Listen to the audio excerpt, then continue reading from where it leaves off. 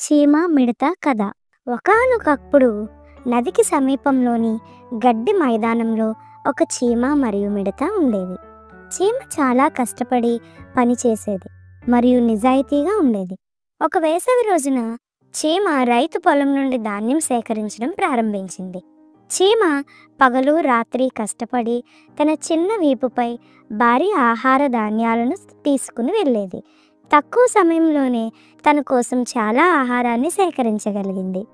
మరోవైపు మిడత పాటలు పాడుతూ డ్యాన్స్ చేస్తూ బిజీగా ఉంది.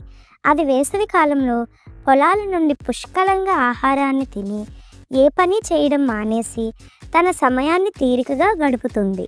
మిడత ఒకరోజు ఆహారాన్ని సేకరిస్తున్న చీమను చూసి, అయ్యో చీమ, ఎందుకు ఇంత కష్టపడుతున్నావు? నాతో రా, నీకు కావలసినంత ఆహారం తినొచ్చు, ఇంకా డ్యాన్స్ చేస్తూ పాడుతూ ఆనందంగా ఉండొచ్చు. రేపటి గురించి నీకు చింతెందుకు? ఇది పెద్ద విషయం కాదు అని అంది.